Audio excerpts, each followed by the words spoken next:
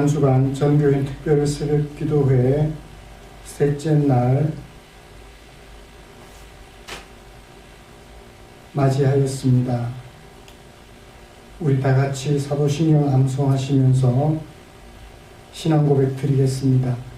전능하사 천지를 만드신 하나님 아버지를 내가 믿사오며 그 외아들 우리 주 예수 그리스도를 믿사오니 이는 성령으로 잉태하사 동정녀 마리아에게 나시고 본디오 빌라도에게 고난을 받으사 십자가에 못 박혀 죽으시고 장사한 지 사흘 만에 죽은 자 가운데서 다시 살아나시며 하늘에 오르사 전능하신 하나님 우편에 앉아 계시다가 저리로서 산 자와 죽은 자를 심판하러 오시리라.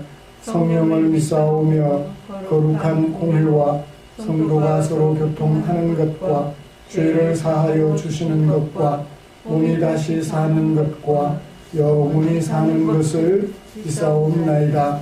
아멘. 찬송가 151장입니다.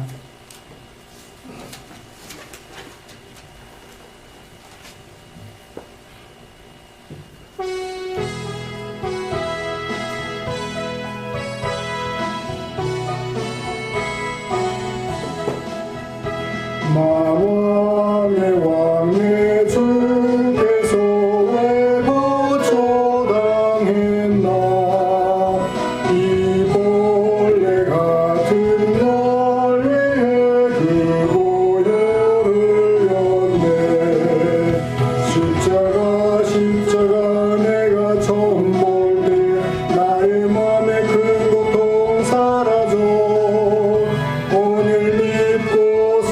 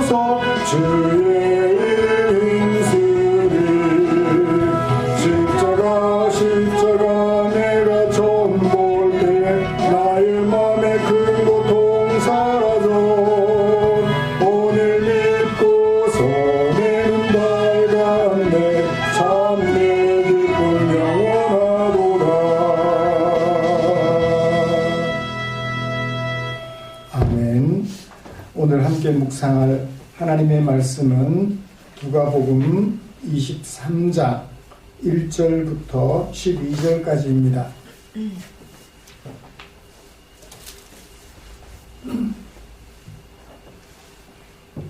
23장 1절부터 12절까지.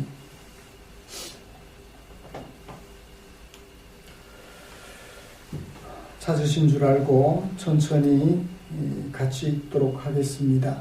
무리가 다 일어나 예수를 빌라도에게 끌고 가서 고발하여 이르되 우리가 이 사람을 보매 우리 백성을 미혹하고 가이사에게 세금 바치는 것을 금하며 자칭 왕 그리스도라 하더이다 하니 빌라도가 예수께 물어 이르되 네가 유대인의 왕이냐. 대답하여 이르시되 내 말이 옳도다.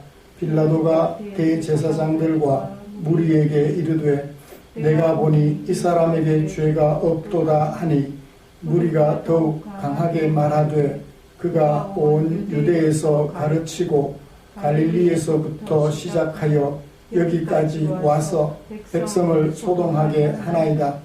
빌라도가 듣고 그가 갈릴리 사람이냐 물어 헤롯의 관할에 속한 줄을 알고 헤롯에게 보내니 그때에 헤롯이 예루살렘에 있더라. 헤롯이 예수를 보고 매우 기뻐하니 이는 그의 소문을 들었으므로 보고자 한지 오래였고 또한 무엇이나 이적 행하심을 볼까 바랐던 연고르라. 여러 말로 물으나 아무 말도 대답하지 아니하시니 대제사장들과 서기관들이 서서 힘써 고발하더라. 헤롯이 그 군인들과 함께 예수를 업신여기며 희롱하고 빛난 옷을 입혀 빌라도에게로 도로 보내니 헤롯과 빌라도가 전에는 원수였으나 당일에는 서로 친구가 되니라. 아멘.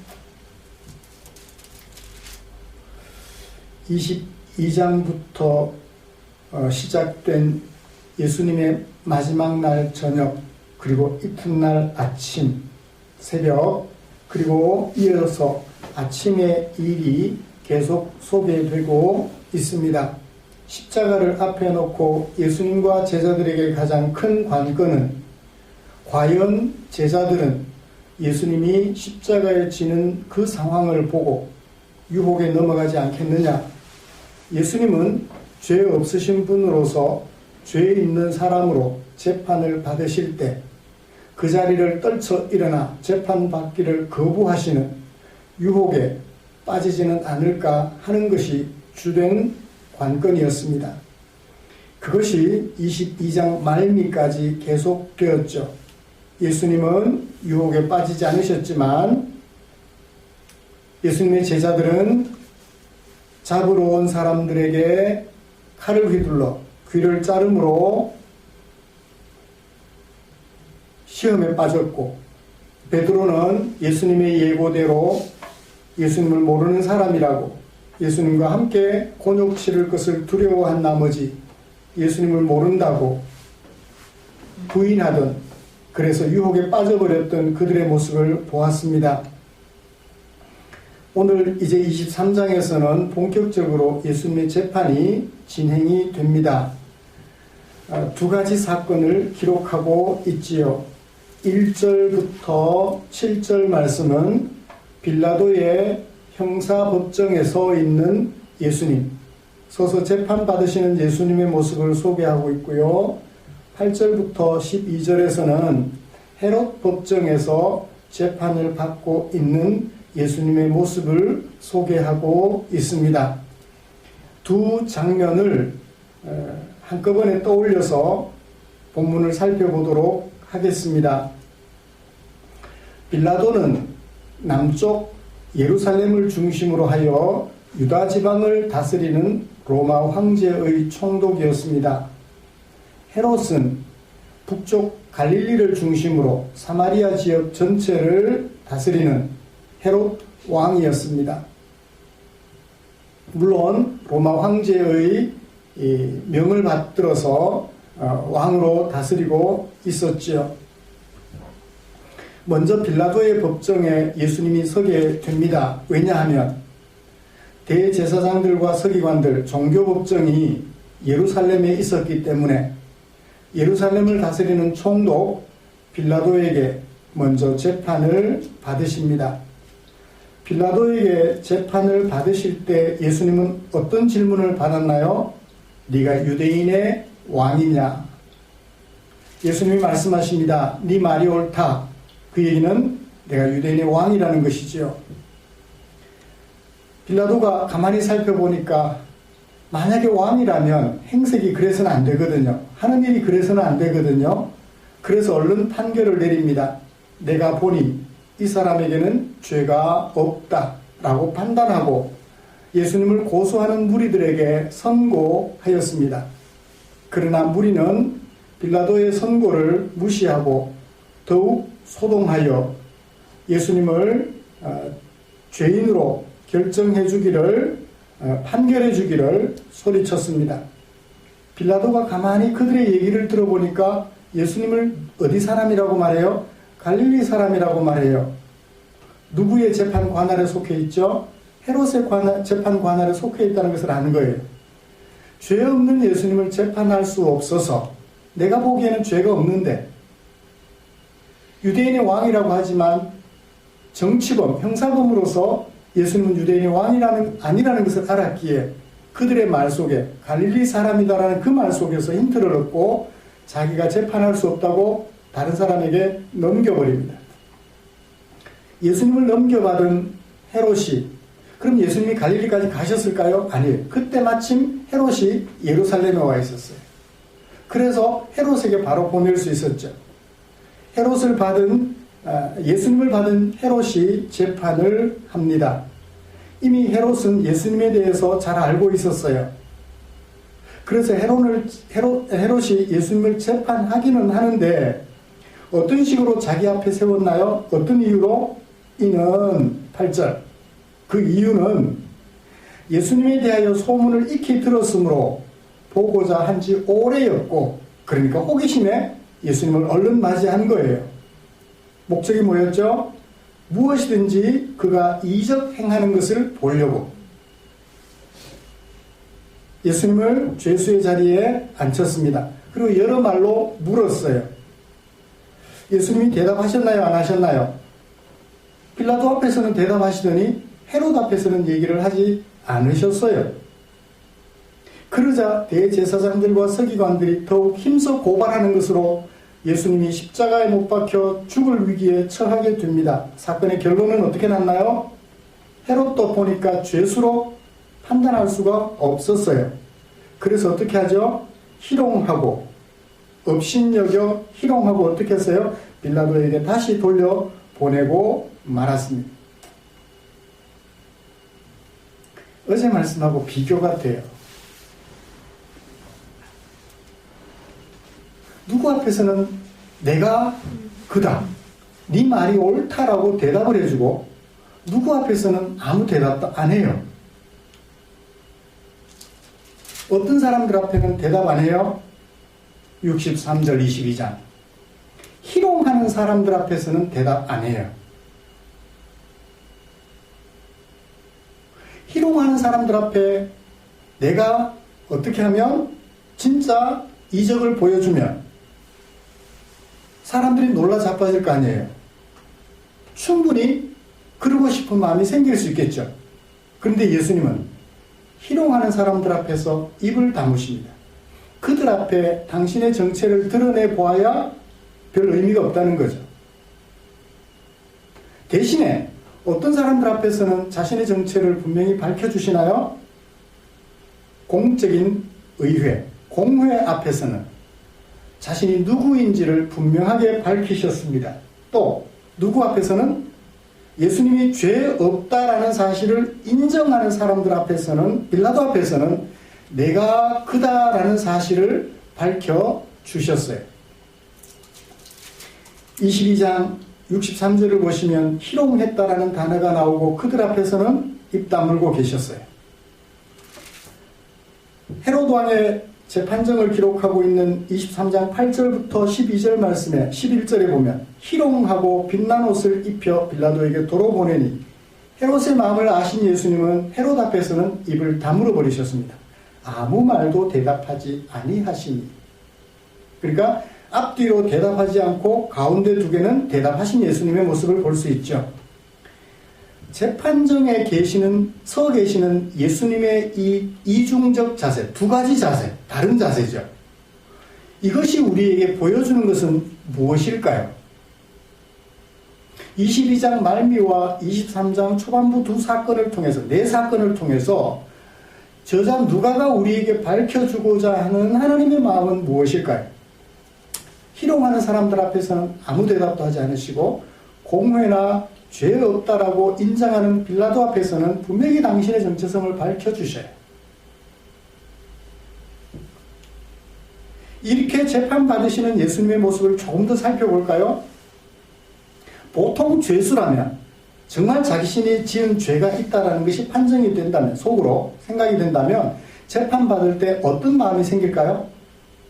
주눅들죠. 재판관과 검사가 재판을 이끌어가는 대로 대답을 하게 돼 있어요. 그렇죠?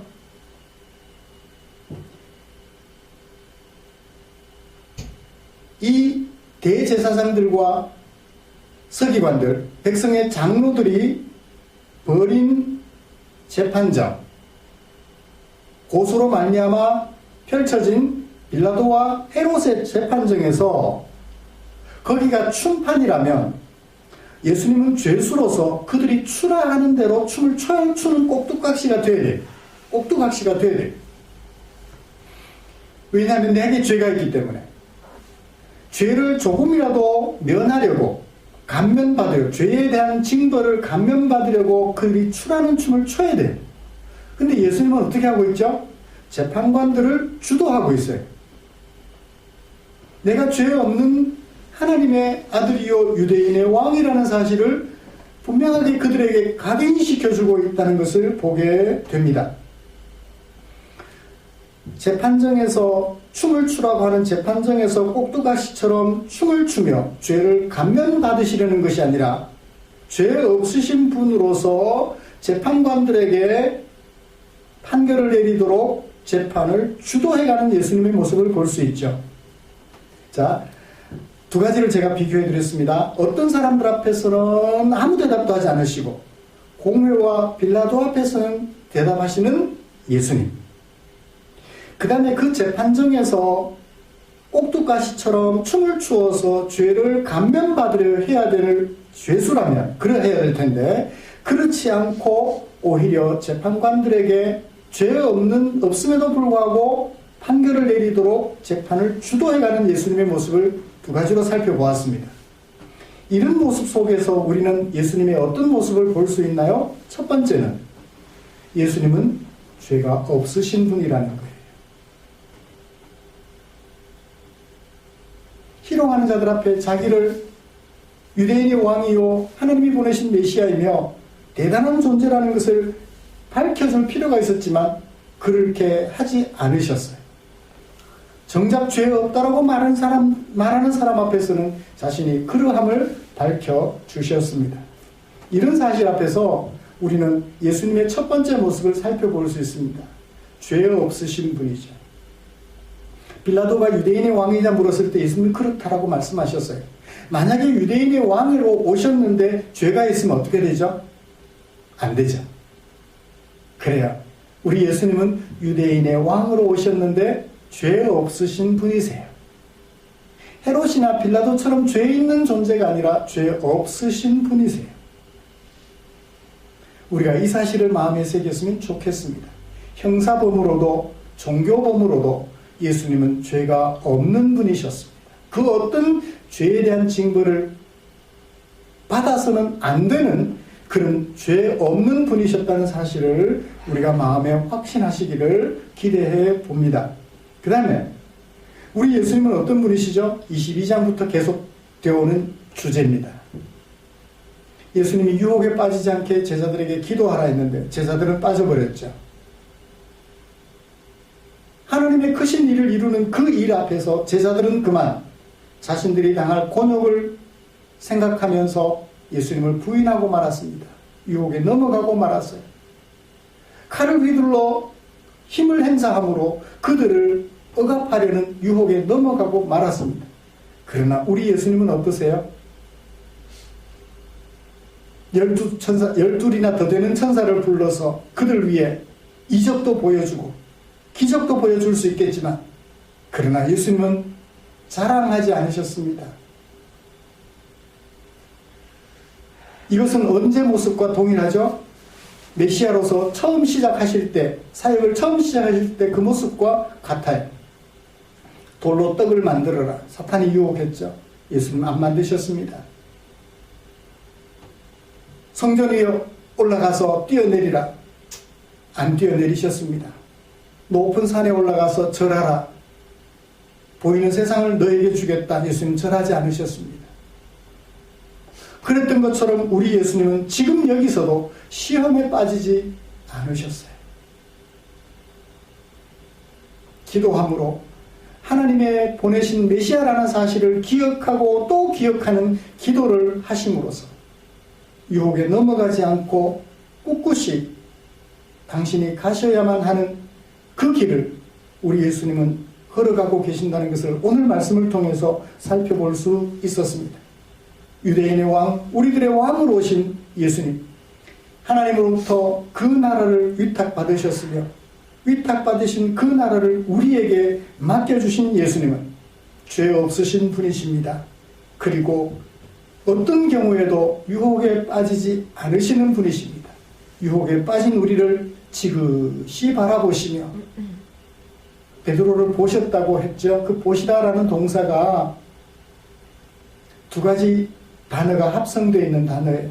그냥 눈에 보여서 보았다라는 것이 아니라 진득하게, 진중하게, 의미있게, 의미심장하게 지켜보았다라는 하나의 전치사와 동사가 합쳐진 그런 동사였었어요. 그래요, 우리 예수님은 오늘도 우리를 죄 없으신 분으로서 우리의 왕이 되시며 시험당하는 우리를 지그시 지켜 바라보시며 하나님의 사람으로서 아름답게 서가기를 기대하십니다. 우리 구주 예수님을 바라보며 시험에서 너끈히 이겨내는 아름다운 주의 종들로 하루를 살아가시기를 기대합니다. 기도하겠습니다.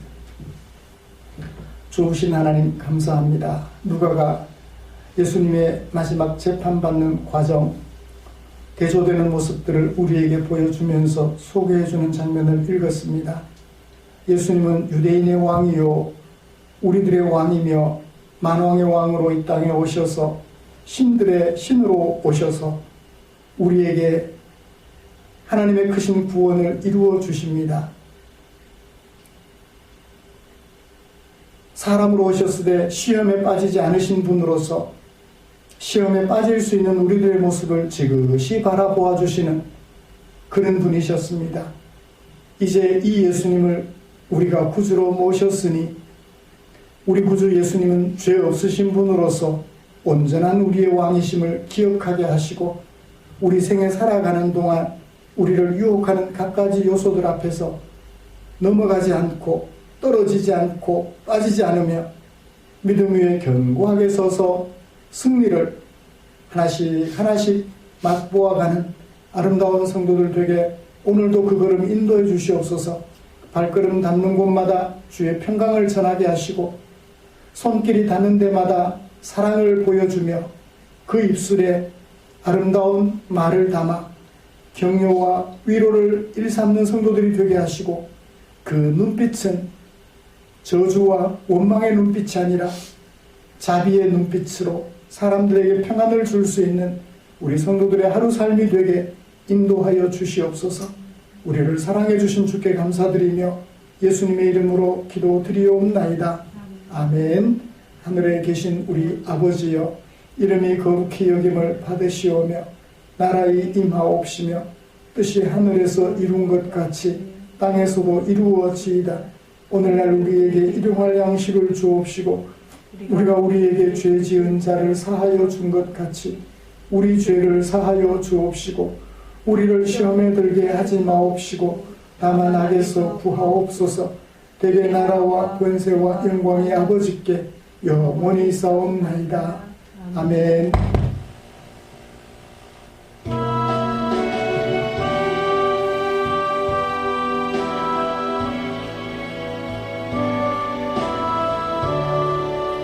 이스라엘의 왕 다윗은 죄가 있을지라도 이스라엘의 왕 솔로몬은 죄가 있을지라도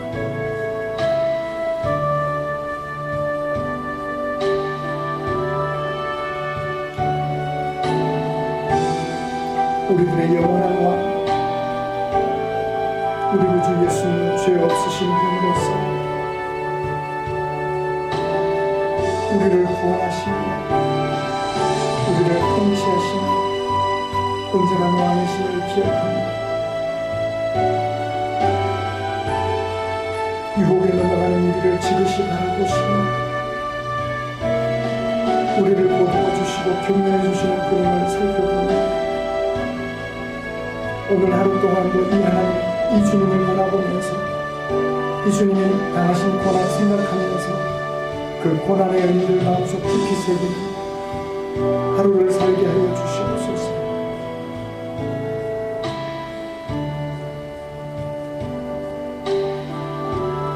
셋째 날 새벽 기도회를 마쳤습니다.